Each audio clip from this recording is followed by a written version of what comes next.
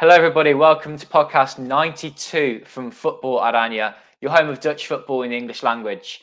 I'm Michael Statham, joined by Football-Oranje editor and founder Mike Bell to talk everything Dutch football. So if you've got any questions and you're watching live on YouTube, then pop them in and we'll get them answered on the show. But of course, this isn't only going out on YouTube. This is available too on SoundCloud and iTunes. So wherever you want to listen to this podcast, do so. Give us a like wherever you're listening. And get involved wherever you're listening too. Particularly on YouTube, there's a growing community of people that want to comment along live to the show. So yeah, let us know your thoughts on what we talk about. So much to come up in this show. We're going to be talking about the coefficient, Ajax, we've got Ten Hag as well to talk about, Feyenoord and PSV starts the season, making it a strong top three, and much else besides with the Eredivisie, what Van Gaal has got to sort out for the Netherlands for next year, and a couple of other things too. So yeah, Mike, how are you? I think that King gets you in his comment here saying everyone's walking the coefficient Polonaise. What a few months it's been for Dutch football teams in Europe. Yeah, I think it's been excellent, and as I said on the last YouTube, I say podcast that we did, or the last YouTube stream I did, it's all sort of podcasts at this point. It just seems to be a great time for Dutch football at the moment, with the national team reaching the World Cup, and then it just seems that Dutch clubs in Europe are just having a great season at the moment. I know that two could still go out come the next round of fixtures in 2 weeks, but I just think the coefficients has gone crazy this year, and I didn't expect Ajax to have to breeze that group, and I didn't expect Vitesse to still be in the running with one game to go. I didn't expect Feyenoord to have such a not an easy time with their group, but just to be top of that group and see how so easily is a surprise. But I think we're so used to seeing Dutch clubs fail in Europe that whenever there's this much success outside of Ajax, it's strange. But yeah, if they can keep it going, then there's no reason why the Netherlands can't target Portugal and France to try and overtake them in the coefficient, which would just be absolutely crazy.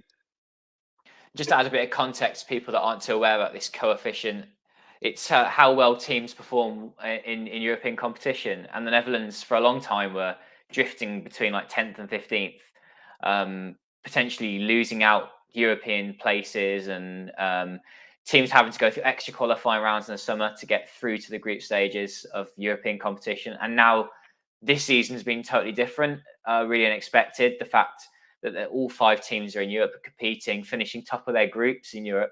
The UEFA Conference League has been great for Dutch teams. It means that they can succeed on a European stage. But yeah, it's funny talking about how well Dutch teams are doing on a European stage after the terrible weekend of fixtures that we had in the Eredivisie, where there were tons of games with one goal or no goals. I can't believe I watched 4 or 5 of them games this weekend. I thought I'd treat myself, and then it was a bit of a waste of time. But one team that has been standing out in particular is Ajax. So we will talk about other teams in this podcast, but Ajax, 5 wins from 5 in the Champions League. Erik Ten Hag is getting so much right. I think when he first came in, we gave him a little bit of stick, but as soon as you gave him a little bit of time, it was quick to see that he was going to turn around Ajax that had some tough times under Marcel Kaiser, for example. And he's just become this mastermind here, and a manager that a lot of European top teams want. Someone who I wouldn't be surprised to see him at Manchester United next summer. The whole interim coach looks a little bit fishy. Ten Hag said he hasn't talked to Man United, but I mean, surely managers lie in football too, and he's just hotting up to leave in the summer and go to Man United. I mean, that's just my point of view. But either way, I do see him going in the summer, in my view, and he'll go to a top team. Could be Bayern Munich as well. Yeah, I think that we're coming into the last months of Ten Hag in charge of Ajax. I think that this summer is going to be a time that he does go, whoever that is, to Man United. We'll see. All their arrows seem pointed at Pochettino as well. So we'll see if Pochettino goes there, and then you never know, PSG might go for Ten Hag. I think that most top clubs in Europe, if you're looking for a manager at the moment, then Ten Hag name would definitely be up there with it. But if that job doesn't appear in the summer, then he might stay at Ajax. But I would expect him to go. And I do think Manchester United is quite a likely position for him. And I think it's a good next step. But whether it's the right club at the right time, I don't know. But it's a difficult club to manage. I think you've seen a lot of managers go there and struggle. Van Gaal being one of them.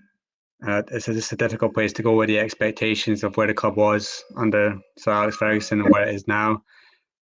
I think any coach is going to have a tough time going there and getting what the fans want, because Manchester United at the moment are quite far away from Manchester City and Liverpool.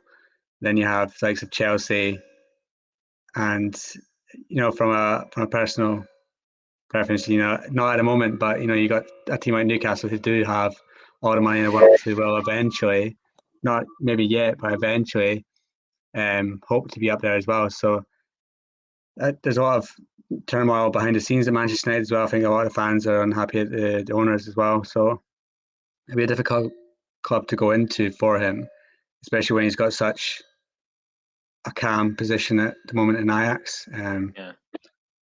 So I think his next job is definitely crucial, because if he goes to somewhere where he has a very difficult time, then where can he go from there? Whereas I think that Ten Hag would ideally want his next position to be Bayern Munich. I think that's a job that he would. I agree. Jump through hoops for, but whether that's going to be available in the summer, I doubt. So we'll see what happens. But I do think that Ten Hag will go in the summer for another club. We'll just need to wait and see which one it is. He strikes me as the kind of person who likes calm and longevity, and being at Ajax this long must have been in his thoughts to think, I can take this team to make them dominant in the Eredivisie and really push boundaries in Europe, and he's gone and done that. I was lucky enough to be invited to BBC Sport to talk about Ten Hag and Ajax, so definitely go and check that out on BBC Sport. Just type in BBC Sport Ten Hag, and the questions that I was asked by the interviewer then were, what exactly does he bring to Ajax that other coaches haven't, and in the past?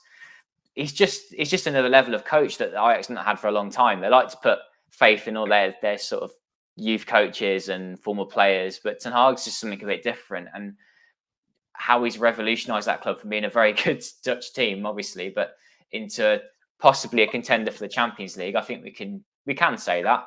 I laughed when I first heard the suggestion by some old Dutch footballers when they're given their view. But then you think about it some more, and you look at the other teams in the Champions League, you think, actually, no, Ajax can compete. Why not?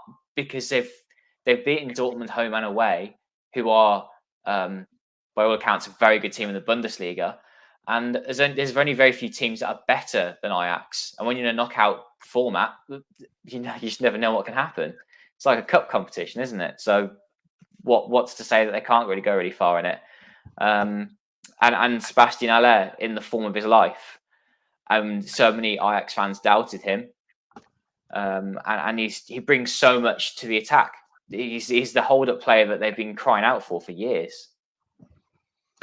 Yeah, I think that you can't say Ajax aren't contenders for Champions League if they, for me, keep their best players fit, because the two games that they've been probably the weakest so far in the Champions League is the two games that you expected them to win the easiest, which was the two games against Besiktas. And the second one was when Ten Hag decided to make some changes to his first 11. And you saw that maybe the squad depth isn't there as you'd expect. And, if Tadic got injured or Haller got injured, then the team might struggle. And especially without somebody like Edson Alvarez, who came under so much criticism for his first year in Amsterdam, but now seems to be a player that is so crucial to the side. And when he's not there, it's definitely noticeable when they struggle. So I think January will be a big one for the club. I think that getting a backup to Haller is essential. And then, if they do lose somebody like David Neres or Tagliafico, getting a replacement for them as well.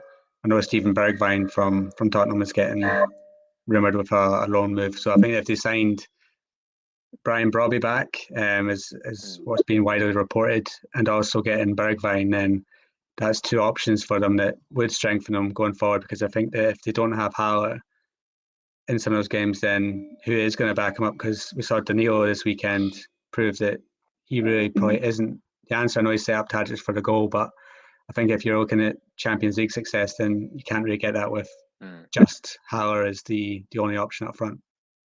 Yeah, you're right. And I was thinking, let's be kind to Danilo, but you're right. If Haller's out, Danilo's the main striker. I don't think that's viable for Ajax.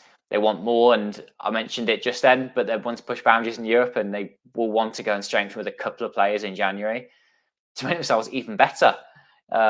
What do you think of the opinion that they're better than they were in the 18-19 season when they got to the semi-final of Champions League? I'm of the opinion that they are better this season, not by a lot. Obviously, they were without De Jong and De Ligt, but overall, all over the pitch, they've just got a bit more.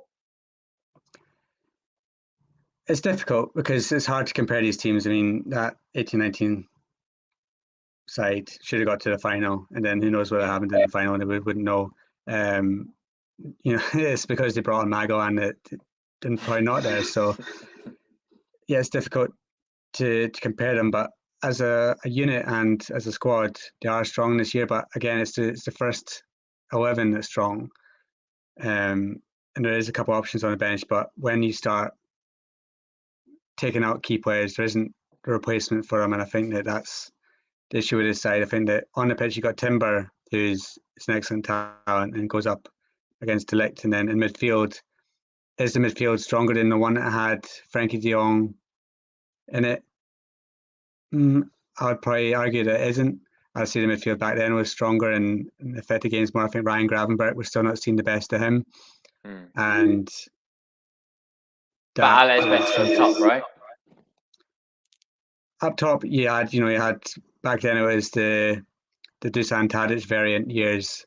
But I think that up front they are stronger now. I think Anthony has really come into it. Yeah. And he looks like a class player who's Ajax are going to struggle to keep hold of him in the summer. I think there's going to be big clubs going for him in the summer now because he's a Brazil international now. He's probably going to go to a World Cup, and he's in the form of his life. And I think that Ajax will struggle to keep him in the summer. But I think that up top they're stronger than they were in 18-19. I'd say the midfield was better back then. In goal they were better back then. I think Onana was in a great form then, and right now they have Pasveer. Onana's going to go. So I think it's hard to judge. I'd say it's a draw between if you went goalkeeper, defence, midfield, attack. I'd say it's probably 2-2 between the sides. It'd be great to see those two teams play against each other in some sort of alternate universe, but we never know. I like your point about Anthony, but with the World Cup coming up, I'd say that maybe he'll stay until January or the summer after because he'll want that regular playing time ahead of the World Cup. You might see that with a few Dutch internationals too. If they're in the Eredivisie, they may stay a little longer. And interesting to see Steven Berghuis coming into his own, playing as an attacking midfielder now. Another good option for Louis van Gaal and the Netherlands if he can continue to play there in March, and he's still doing well. I think he should be given a chance there. But last thing about Ajax anyway, before we move on to another team, they've struggled to score goals on occasion in the Eredivisie, and that's why they haven't cut themselves away from the PSV and Feyenoords in the league yet. They've been tying at the top for the last few weeks because they've been dropping points, and that's nothing to do with their defence. They've conceded only 2 goals in 14 games, which is ridiculous. But in attack, apart from a bloated 9-0 win against Combo, because Combo just attacked, and they tried to play against Ajax, they can't handle a low block. And that's just going to keep coming at them this season. They're probably going to keep dropping points against teams that are just going to sit back. Yeah, and that's why options are what they need to do in January, because they need that. Because we saw last year how much of an impact Robbie made when he came on as a sub against teams. That's what they need. You need that player that can come off the bench and have an impact in games that they're struggling to win. and I think that it's something that Ten Hag needs to work on, and it's something that they need to work on in January, because that could cost them. I know PSV and Feyenoord are going to drop points as well, and we've seen that this weekend. But the teams that Ajax are dropping points against are the teams that they should be winning comfortably against, but they seem to just have it in them this season to come away with 0-0 draws, 1-1 draws, because they don't kill games off. And I think it does come down to what they have on the bench, and sometimes the substitutions aren't the best. And I think that will change after January, but right now I still have them as huge favourites for the title, mainly because PSV seem to have injuries, and I don't think Feyenoord are strong enough to go all the way. But yeah, it's something that could bite them at times in the rest of the season until they get a way to play against the whole block. It's something that they're not going to come up against the Champions League, I don't think, so that shouldn't affect them there. But yeah, in Eredivisie, they seem to just have that knack for just dropping points in games that you expect them to really win comfortably, especially away from home. But I guess today was the day that you could have seen them draw 0-0, but they got a 1-0 win, and that's what they need to do in these games. So this weekend, it didn't cost them, and it cost PSV and Feyenoord, whereas 2 weeks ago it was costing them. So I think it's just the case where Eredivisie, there's sometimes where some weekends where you'll come up against a Heerenveen away or a Heracles away, and they'll get a point against you, and that's just how it goes in Eredivisie. And it's good for the league that there is these teams that can take points off, the top three, because if that wasn't the case, then it would be a 3-team league where they're just battering everyone, and what's the point in the rest of the teams? But yeah, in terms of Ajax, I think it's not going to cost them the title this year, because I think they are just a step ahead of PSV, which I didn't think they were at the start of the season. I thought Ajax would come second to PSV, but now I just think that Ajax are far too strong, and I think they're going to end up walking the league, especially after January. If they do make signings, I think it's going to be a one-horse race after, and they'll eventually pull away from the rest of the group. That's what I think too. I did post a couple of times on Twitter lately about Feyenoord and how impressed I am with Arne Slot. They look genuinely convincing. I have to say, I didn't see them against Twente, a 0-0 draw, but they were clawing out results, and wins they deserve too. Not as if they, deserve to lose and manage to claim a win. Actually, they've been putting some good performances. Always better into Kalp when the fans are there. At the moment, they don't quite have that. But they've been brilliant in Europe, and they to me look like a team that will be cup fighters this season and will be going deep into Europe.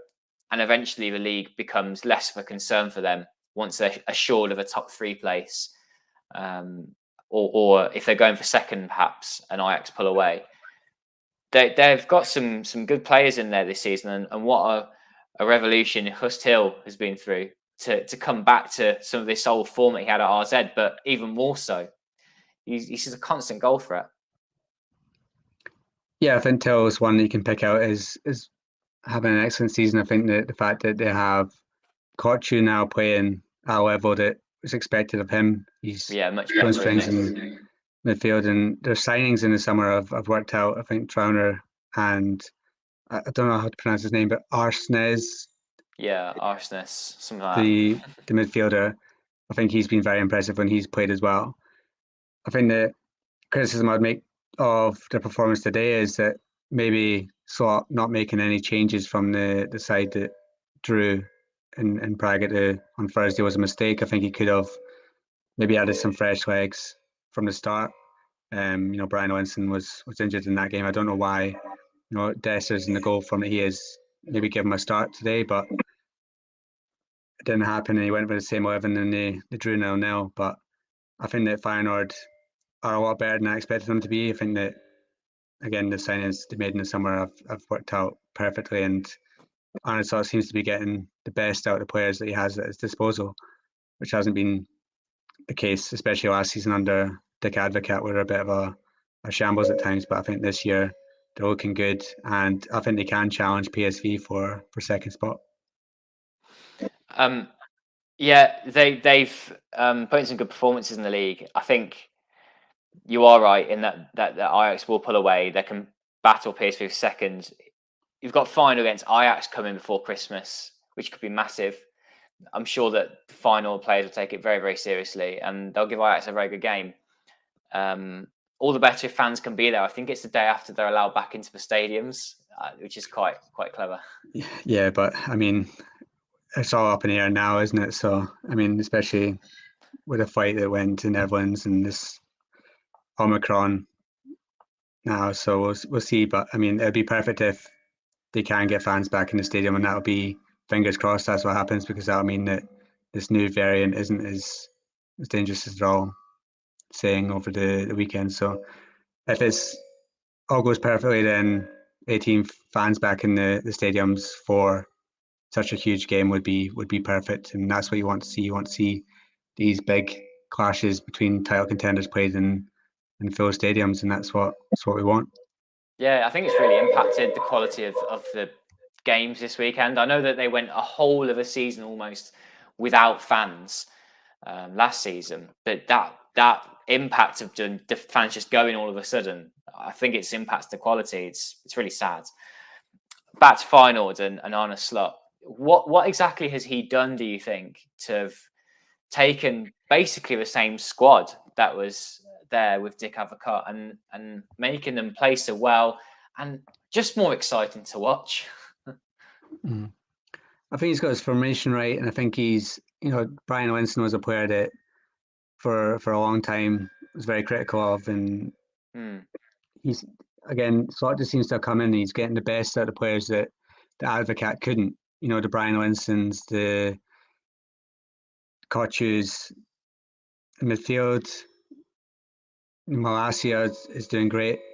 He wasn't there in the past two games, but Bailo in goal is excellent, and Sinister on the left is always a constant threat. But I would say that the squad isn't really the same as what it was last year, because they've improved it with, I think, Pedersen's an improvement. I think Trauner in the centre for a partner for Senesi as a big upgrade on Botahine. And and midfield Arnes is doing well, and then they've got Dessers as the option off the bench, who's come up trumps constantly this season as a super sub and getting late winners and late goals, and then, as I said, Gus Till in the field, he's banging in the goals as well. So I think that Slot's come in, he's got the best out of the players that were there last season, and he's got the new ones that have come in and hit the ground running. And I think the one that they still need to try and do something with is Reiss Nelson. He seems to be a bit lost, and we don't seem to be seeing much of him. He came in with a bit of excitement. I know he wasn't the one they wanted. They wanted the one from, was it Man United, who got injured just before he joined, but he brought in Reiss Nelson. A lot was expected of him, but we still haven't seen him. I know he wasn't said to be fit at the start, but even when he has come back to fit, it's only little cameos from the bench he's getting. So he's still one that they need to try and get something out of, because if they are going to challenge for the title and they are going to go far in Europe, a bit of squad rotation is needed, and you need these players to step up and come in and do a job. Yeah, and we saw that with PSV, or I think it's kind of a forced hand for Roger Schmidt. The fact that they've had to rotate constantly between European games and Eredivisie games. Players are out injured though for PSV, despite them doing all this rotation, and they're down to bare bones to the midfield and attack. A draw against Heerenveen this weekend. I hope that doesn't mean they lose a challenge against Ajax. But I did say at the beginning of the season, this is me going, "Oh, I was right," but I didn't think that they'd be able to maintain a challenge against Ajax, because they didn't have the depth in their squad. They've actually done better than I thought, though. Some of them, Bruma, for example, I think he's scored in a few games in a row now. Oh no, he didn't today, but he did before. I think 3 in a row. But they're without the likes of Noni Madueke, who are the difference makers, and he's been missing for a long time now. Yeah, I think that with PSV, that if they were doing a challenge for the title, they needed. But even saying that, we can all praise Madueke for how he started the season, but he did dip dramatically. But I think Cody Gakpo, he's crucial for him, and you can't have him out for a long period. And then you've got Zahavi as well. I know that Vinicius scored today. He's done all right since he's come in, but you need Zahavi in there and you need Max in there. So I think if PSV are to challenge, they do need their best players on the pitch. But I think Brima's been excellent. I think Doan's come in and he's done a job as well. He had a lovely flick in European game in midweek to set up a goal. He's done well. But yeah, today they just couldn't take their chances and they didn't finish Heron off, and then he got punished for it because whether you can criticise Drommel a bit for the goal, he didn't take the free kick and then Heron scored from it. I think that he's come under criticism for some of his performances, and probably rightly so.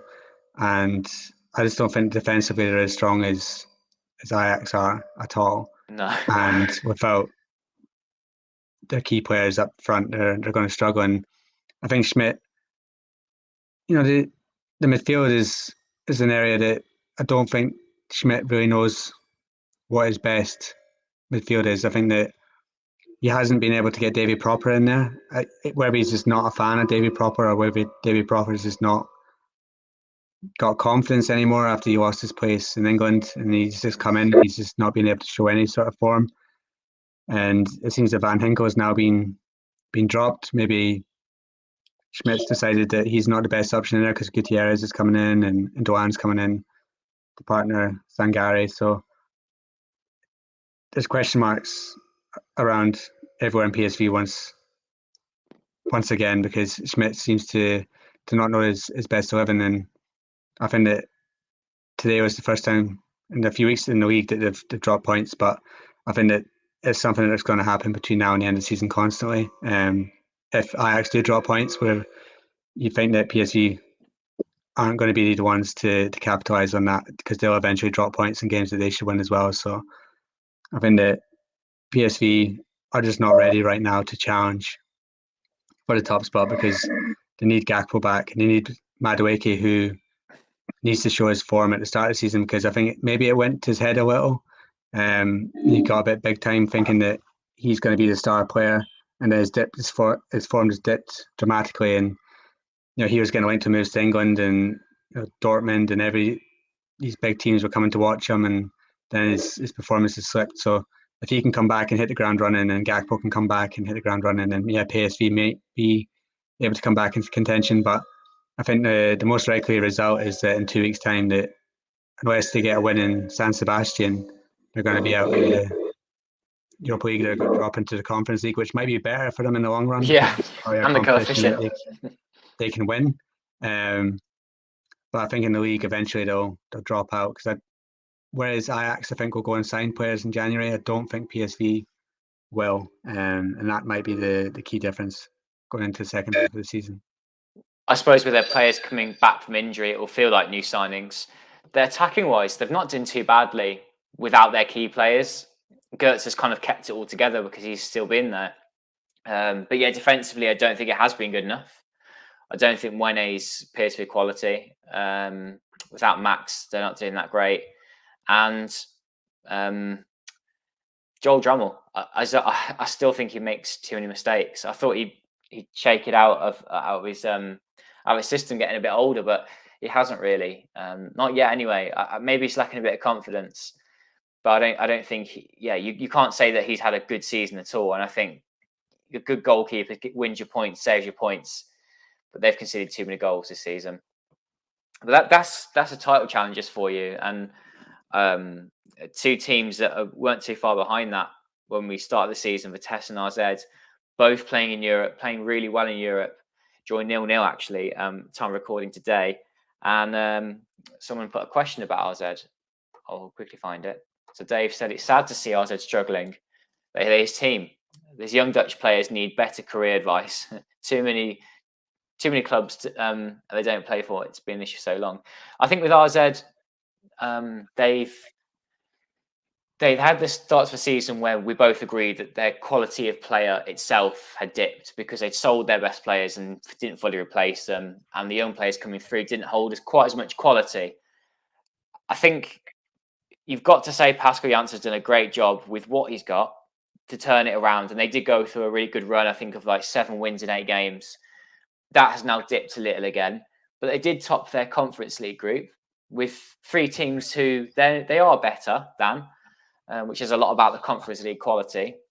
But I think going into the knockout rounds, I do fancy RZ to do something to get through a round or two, because they've still got players who will go on and make transfers this summer. I think they are still a bunch of youthful quality players on their day, can beat the likes of Ajax in the league, but they've just lacked quality in some key positions that mean that they can't get up that table. They're still in the bottom half of the Eredivisie, and that's really false for me. But they won't be in the top 3 at all this season.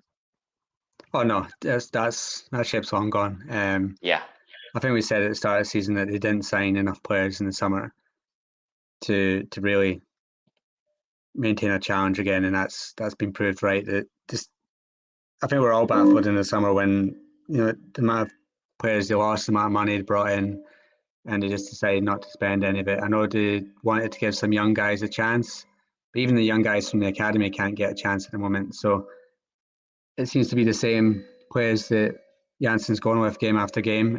yeah. In Europe, it's working, but in the Eredivisie, sometimes it's not. I mean, it's the same every single week. It's the same substitutes that he makes. It's the same players that come in, and he puts players on the bench that just don't come on. Every single week, Tabuni doesn't come on. Pierre Koopmeiners doesn't come on, whether they're right quality or not. But Tabuni, he's shown it in the second division that he can be a useful, creative player. And when you're struggling to create chances and you're not scoring enough goals, he might be somebody that comes in and gets that confidence and goes on a run. But they're just not doing it. And for a club that wants to put so much faith in their youth, they don't seem to be doing it at the moment.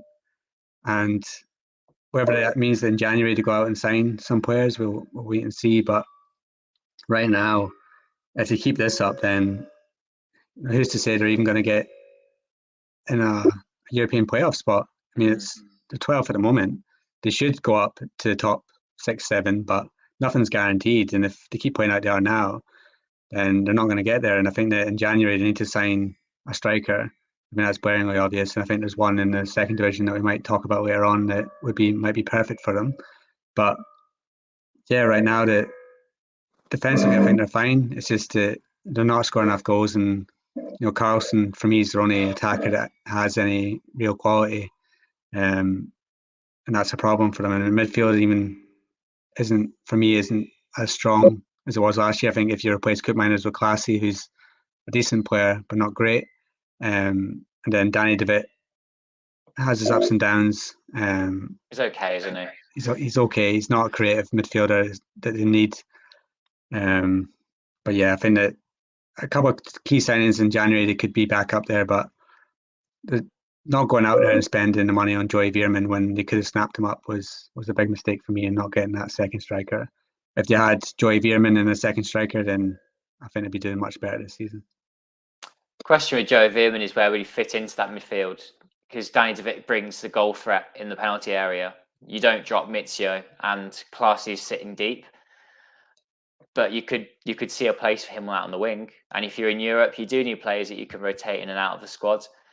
So maybe in January they'll look at it again. But €8 million is too much, as a quote for RZ, which I found unbelievable considering the money that they brought in. And he would have definitely added something for sure to the midfield. Now, much more to come on this podcast. You mentioned that we'll be talking about a couple of young players that have been impressing this season. We need to talk a little bit about the Netherlands. A few people have been asking questions about Van Gaal and the World Cup coming up. But first of all, let's mention the fact that in amongst this top half, which includes, your top 3, it includes Vitesse, it includes Twente. It does also include 3 newly promoted teams. Amazing start from Cambuur, NEC Nijmegen, and Go Ahead Eagles. Cambuur were 4th at one point at the weekend, and now 5th as the time of recording. Go Ahead at 8th, and NEC at 9th. I think you can say that Eredivisie has declined in any way for these 3 to have done so well, but there was a season where no teams came up because of COVID, and then Cambuur just got stronger in the second division, and they've come into the Eredivisie like a house on fire. The 3 teams, I think, are well coached by 3 great managers. that can be said. And there are players that are just really out to prove themselves, and you just really see that they're three strong additions to this league. Yeah, I don't think if you told me this was going to be the case at the start of the season, I would have believed it, because you just don't see it. You just don't see usually that three teams come up and just absolutely storm the league. And when Canberra lost Murin in the summer, I thought they would struggle, because he was their goals last season. He scored probably nearly half of their goals in the second division, and I thought he would be a big miss. But I think all three teams have done outstanding so far, and I expected NSA to do well, because I like quite a lot of their young players, but I did not expect Go Ahead Eagles and Canberra to do this well, and I think that all three deserve huge credit for what they've done so far. And yes, there's going to be times where they get hammered by Ajax or PSV, but it's the games around them that they need to win, and that's what they've been doing.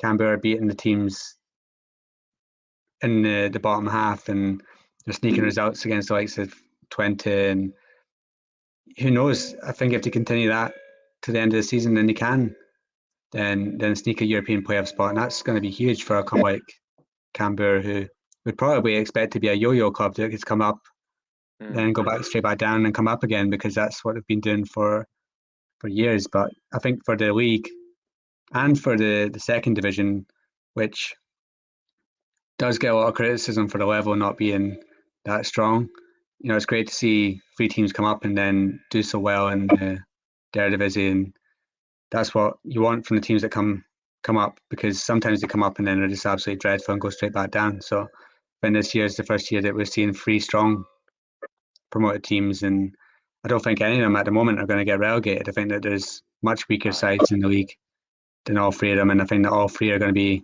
comfortably safe this year. Yeah, I think it would be great to see them do the same thing next season, because there's always that first season bounce and they come up, and Combo were coming off the back of a season where they just obliterated the Eerste Divisie.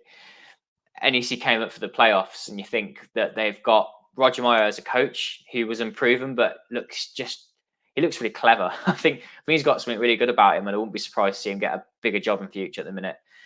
And they've got some really good players in from the summer too. And Go Ahead Eagles is the biggest surprise to me. They pulled out a couple of Spanish players out of the bag who you just wouldn't have thought would come to Go Ahead. And Kayson Vundelen is the manager. He was the guy who led the Netherlands under-17s to winning the Euros a few years back. And I think him getting that job in the Eredivisie, it's another platform for him to show himself. And I've mentioned there two coaches. Henk de Jong's also a good manager. I think that also has played a big part in how they've done so well. But the teams at the bottom of the Eredivisie that have been really, really poor. I don't think you can have many complaints at Pek Zwolle, Fortuna Sittard, and Sparta Rotterdam are all down the bottom. The other thing that sticks out for me is that Henk Fraser's a manager of Sparta, and he did so well last season, and even got a little promotion to helping Louvain Hall with the Netherlands. I'm starting to wonder whether Henk Fraser doing that has led to Sparta's demise this season. Possibly. I think that, they were not very good at the start of the season before he got the job as well.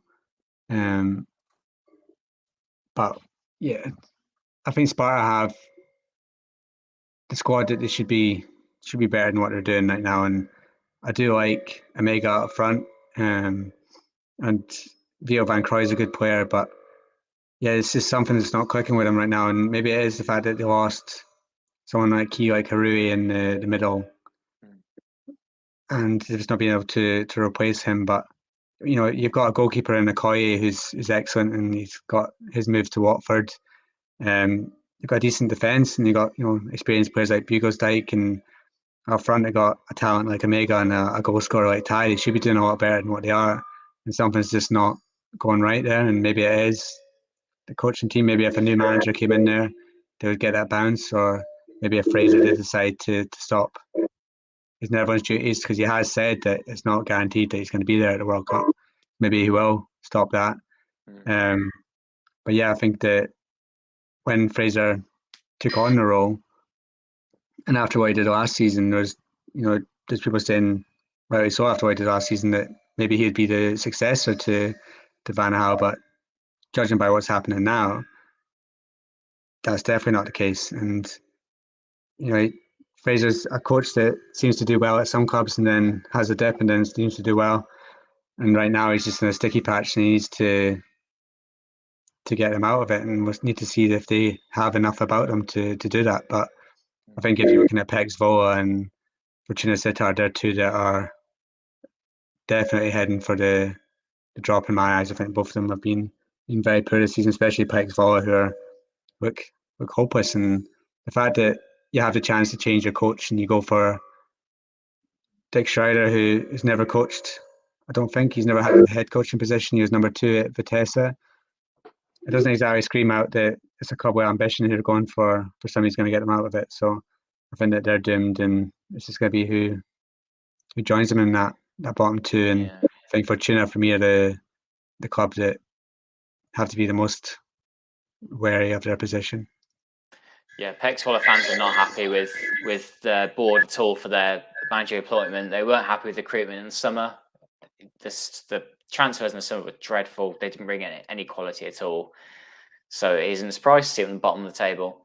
I think they'll be there at the bottom of the season, end of the season too. Let's bring in some comments that we've had on YouTube. Of course, people listen to this on YouTube, SoundCloud, and iTunes. Do get involved wherever you're listening. You can even get involved in Twitter too. You know where to find us. Red Rum has put a comment relating to the start of the podcast. The Netherlands are still the best in terms of the Euro coefficient this season so far. The best country in Europe. Is even better than England, Germany, Spain, and all that. Still outperforming them. Of course, end of the season it might look a little different. We're expecting that, but right now, absolutely flying. And it's going to be a big season for the next few years to try and get a third Champions League spot, which would just bring so much money into the league. Let's see what else we've got. Jack's been commenting that the Oranje under 23s. The 23 players for the Netherlands in the World Cup will be interesting, as many new young talents are still coming through. And Van Gaal staff needs to truly evaluate. Need upgrades to Blint and Klaassen. Speed and athleticism is a must. So yeah, let's bring in a few of these comments that had to do with the Dutch national team. There's a couple more that came in. Quinton was asking, which midfield would you like to see Van Gaal use going forward, and what do you expect to be the midfield at the World Cup? As someone actually replied to that, saying that Frankie Koopman is with Wijnaldum or Klaassen or Van der Beek, whoever's the best in form in the 10th position. Yeah, I think Van der Beek's still got a place on the Netherlands side, isn't he? If he can perform with Man United or get a move elsewhere. And then the other two midfielders probably decided already, Frankie de Jong and Wijnaldum. But Wijnaldum hasn't been playing that well. He just gets in on reputation at this point and being one of the vice captains. Yeah, I think that Van Gaal, he does say that you need to be playing to get into his side and get into the squad, and I think for many players that is the case, and he's shown that with Van der Beek. But I think with Wijnaldum, he's sort of being a bit of a hypocrite there, because I think that he's going to be one that sticks around, even though he's not going to get into that PSG side at the moment. I know he was injured this weekend, but he doesn't seem to be a starter at PSG, and yet he seems to be one of the first names on the team sheet for Van Gaal. So I think that it is going to be Frankie and Wijnaldum in there, and who's going to be the third. And yeah, it depends if Van der Beek gets the move. See what happens in January. He only played for a minute today against Chelsea, so change the manager. We'll see what happens if Ralph Rangnick does come in. Does he like Van der Beek? Is he going to get game time? We'll see what happens. David Klaassen seems to have lost his place in the starting 11 of Ajax, but he did do some crucial moments for Netherlands junior qualifiers. He stunk up the place during the last set of qualifiers, but Berghuis wasn't there. Berghuis is untested by Van Gaal at 10, and if you listen to Van Gaal, if they're playing 4-3-3, then Berghuis is the only right wing option that they have. So is he going to put him in the number 10 position? We'll see. And Koopmeiners, for me, Koopmeiners needs to become an undoubted starter at Atalanta before we can start talking about him being an or a starter for Netherlands, and he isn't that yet. He does show some good things for Atalanta, but he doesn't start every game. He didn't start this weekend. He only came on as a second half substitute way on, I think, this weekend against Juventus, and so that's one of their big games, and he doesn't start for them. So it is up in the air, and don't even mention Gravenberch yet because I don't think that his form warrants him to be in the running for a starting spot, and he needs to show a lot more to his game before he can be. And yeah, so the midfield for me is the biggest issue that Van Gaal has, and he needs to mould it to work at the championships. And I want to see him in March, maybe do a couple of experiments with it. And I think that Berghaus as a 10 is one that he definitely needs to try out and see if it works. Yeah, especially if Bergwijn can get a move, get some form, because that game against Norway, he showed his quality, and I think Bergwijn on the right can be something we can reinvestigate. We know that he's had a drop off in form the last year or so, and it's a big chance though if he can get it right. And it's like Van der Beek, Bergwijn, Berghaus, they know that the spot's there for them if they can perform. So it's just up to them. It's down to them who can work the hardest, who wants it the most.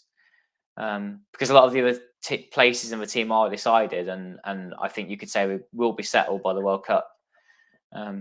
Yeah, I think Van Gaal's got some work to do for the World Cup, but it's not as though they've gone from a place of like utter weakness. There still will be amongst the favourites to win the World Cup, because there are so many teams like Qatar in this World Cup coming up where they should be beating them very easily. There will be teams weaker than the teams that were in the Euros.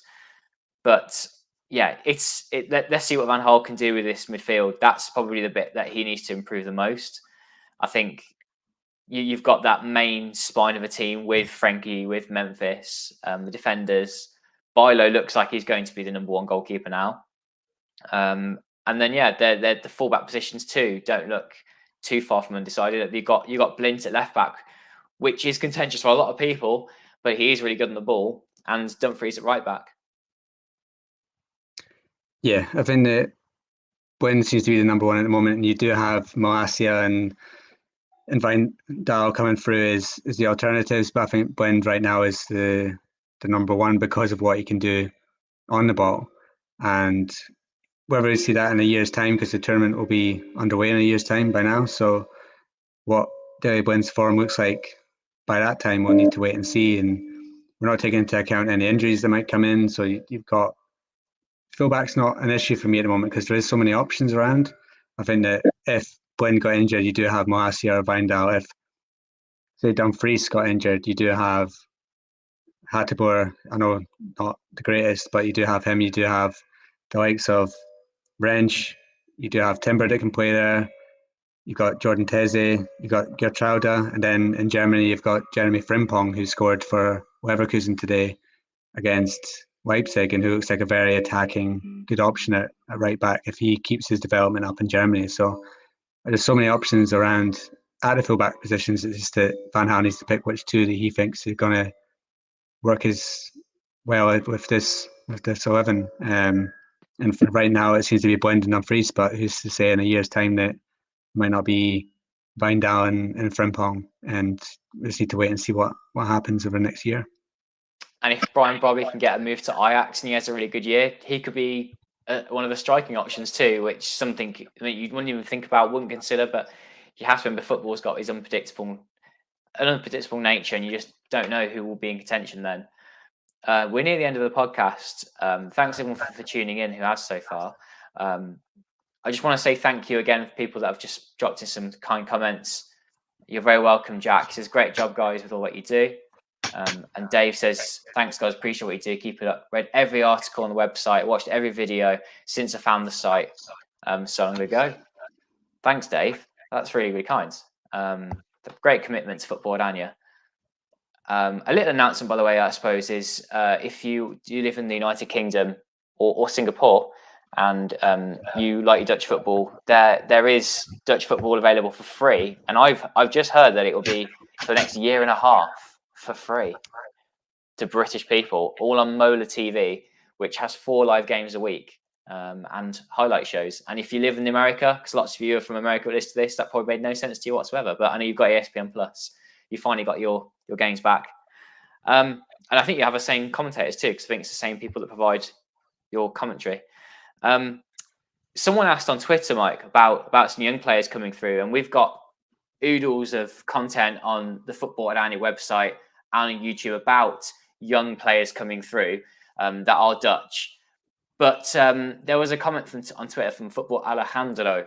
I think I said that awfully. But he said, who do you think is actually the most promising under-20s player at the moment?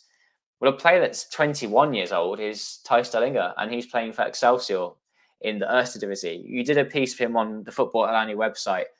Tell us a bit more about him, Mike. And is he genuinely going to be someone who could come to the Eredivisie, make a mark for himself, or is he just a flash in the pan? I think this is the big question, but there's a history of strikers who have blossomed late in the Netherlands and have come from the second division. Your Huntelaars, your Van Nistelrooys, your Hasselbanks. These are all players that did have time in the first division before making a big name for themselves. And yeah, I think, by the way, Hasselbank was someone that made a name in the Dutch second division. They never played in the Eredivisie. Yeah, and Dallinga is a player who is always around in youth level where he was scoring goals, but he wasn't the number one talent. Postema was the one that everyone thought, oh, Postema's going to be the one that's going to come through and he's going to do really well. And it wasn't really a surprise when he got maybe let go in the summer because he just hadn't made that breakthrough yet. I think he made 6 appearances last year and he didn't score the goals that made him want to stay on. But I think that we've said it for years that Groningen seems to be a club that if you're a striker, you struggle at because the way they play and the defensive nature of the game. But he's gone to Excelsior in the summer and he's just absolutely exploded in terms of goals. I think there's only 3 games where he hasn't contributed either a goal or an assist. There's 2 games where he scored 4 goals in the game, and there's 3 games where he scored at least a hat-trick. And I mean, he's on 21 goals so far in the league for Excelsior, who have struggled for the past few years in the second division and haven't really looked like coming back up, but they look like genuine contenders for a place back in the Eredivisie, and that's mainly because of the goals that Dallinga's scoring. And Heerenveen have already said that they're interested in them, and I think the technical director of Heerenveen now is the one that actually signed Dallinga for Excelsior, so I think he knows how much he's available for, and he's commenting that he's a player that they're looking at for possibly for January or in the summer. So I think he is going to get a move to Eredivisie possibly in January, or he's a player that clubs in the Championship will look at and think that they could do a job from there, because you see what Joel Perreault's doing for Swansea, and he's a striker that right now need to move up a level and show that he can do it in the Eredivisie, because that's where he's not done it yet. And if he can do that, if say somebody said rightly that Vincent Janssen did it in the second division with Almere City before he went to the Eredivisie. So if he can get that move, and I think that, as I said earlier on, AZ Alkmaar are crying out for a backup striker or a striker that can come in and score goals, and why not? If they can go out there and sign him, he's not going to be that much money for them.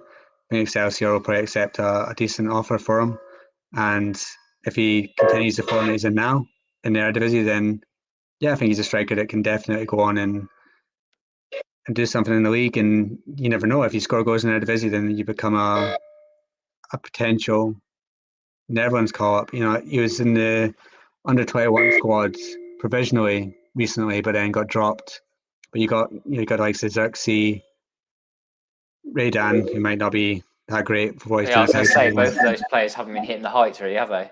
Yeah, and then you got Xerxes doing well in Belgium, and he's doing really well for the under-21, so he's the starting striker. And I think you've got Robbie in there, who, with his pace and strength, is somebody that's going to get in there, where if by the time March comes around and everyone's under-21s are playing again, if Dallinga keeps this form up and he's not in the under-21 squad and he's still eligible, then I'd be asking big questions of Van der Leeuwen if he's still picking Raydan. But he seems a striker that has a huge future, and I'm excited to see what he does in January, and I'm excited to see what the potential he has going forward, because he is someone that's just come out of nowhere this season to score so many goals, and we always get excited by young strikers to score goals, and I think that this is one that we can now track and see how he does when he gets that move. Well, the last couple of comments before we have to go in this podcast. Red Rum said about Wijnaldum, he should come back to PSV, and that was something I mentioned a couple of podcasts ago. And I think that'll be a great career move for him. And for the World Cup, who knows, next summer, keep our eyes open for it. And you spoke about young Dutch strikers doing well. How about one that's not doing so well? Your experts lurking around. Dutch football blessing everywhere, barring Monaco, where Mayan Boadu is useless as Timo Werner with a blindfold. I haven't seen how Boadu is getting on this season, but I'm guessing it's not that great.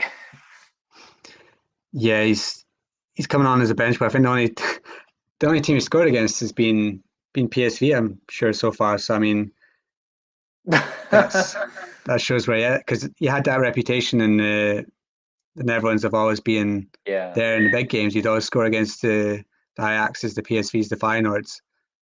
And yeah, so far it's just not worked out for him in France. I know he's been getting a lot of stick, but it's the same with Calvin Stengs and Justin Kluivert as well. Been getting a lot of stick, and I think the Nice director actually called him out, saying that he expected more from them after signing them in the summer. So yeah, it's not going very well for Boadu. It's not going very well for Brobbey, and it's not going very well for Stengs or Kluivert so far. So yeah, it's painful to see, especially what Euro experts saying in the comments now. But yeah, Alex was saying that he looked like a man with zero confidence. The whole stadium gasped that he missed it. But then look at Memphis yesterday. I mean, if you look at the comments after the first half of Barcelona's game, where he missed a one-on-one with the goalkeeper, you had Barcelona fans saying that they'd signed him for free and they'd got robbed for that. And I think the football these days with Twitter and stuff like that is a lot of criticism is over exaggerated, especially with Memphis, who I don't know what Barcelona fans are expecting from their players. But I think Memphis has probably been up there with probably their best player so far this season, and he still gets criticised if he misses a one-on-one. So yeah, I think that it's only halfway through the season and things could improve, but I wouldn't be surprised to see Boadu back in the Eredivisie next season. Wow. The way he's going, and yeah, Brobbey, I think he'll be back at Ajax in January. He got substituted in the 43rd minute today. There was no injury, there was no anything like that, I don't think. So I think the Leipzig manager is basically making a statement by taking him off 2 minutes before half time to say, like, look, you've not been good enough. So if you're Brian Brobbey and that happens, you're embarrassed and you're thinking, if Ajax want me back, I want to go back to Ajax. Let's make this happen. So I think that one's more likely after today. But it's never nice to see Dutch players go from the Eredivisie to other leagues and not perform. And where you get a Cook Miners who does well, you get a Memphis who can do well. You always have this where you get a Boadu who goes somewhere and just stinks the place up. So there's hits and misses. It's a shame because this podcast is all about positivity in Dutch football at the moment. I think there is still lots, and it's up to the Dutch league to still keep improving, so that when players do go abroad, they're more ready for like the rigor of another league and different surroundings. I think let's see how it goes in the next few years. But me and you both predicted at the start of the season that somebody like Boadu just wasn't ready for a move abroad after what he's shown for AZ, and I think he's just not been ready for it. And even Stengs wasn't really ready for it. We wanted to see him go to see if he could handle the level, and they both haven't. Whereas Cook Miners both went, yeah, he's ready for the next level, and he's showing good things. Whereas Boadu, I think he could have done with another 1 to 2 years in there, because he maybe playing for somebody like PSV or an Ajax to see if he could handle that level, and it just didn't happen. And he's got his move, and it's not working out. Yeah, I think Boadu should stay with RZ because just one more year. I wouldn't say that he was like not ready for a move abroad, but I think Monaco, it was just too high up in France, and maybe then didn't suit him. But it's some moves will suit some players, and they'll just see the name in lights and think, yeah, money, let's go. And others will really think about the next move. Calvin Stengs probably did the right thing by going to Nice because it was something a bit different. And at RZ, it was kind of really stale. He wasn't progressing at all. I think he just wants to put himself out of his own comfort zone to try and learn something and see whether he could improve or not. And if the answer is no, he'll be RZ Den Haag in a couple of years. Yeah, the next Ricardo Kirchner. So Carlo Kishner. It's good to see him back playing football, by the way. They've got him and Aljera Elia right now at Aldo, so maybe in Eredivisie next season we'll see them back up there with them. But Mike, thanks for joining me. Bumper extra long podcast because we haven't done a proper long podcast in a while. So I hope that people that do enjoy the podcasts, I know some people do say that they like listening to these podcasts the most, despite how long they are, just because we cover so many bases in Dutch football. So yeah, if you did enjoy this, please do give this a like. Well done for getting through the last hour, and subscribe if you're new. And yeah, plenty more on the Football-Oranje website. Go and check it out, and we'll be doing the podcast. I think before Christmas, because we haven't done one in such a long time. And we'll see who the winter champion is of the Eredivisie. Will it be Ajax or will Feyenoord or PSV pit them to the post? Especially with Feyenoord Ajax coming up too. But yeah, Mike, thanks for joining me, and thanks everyone for listening.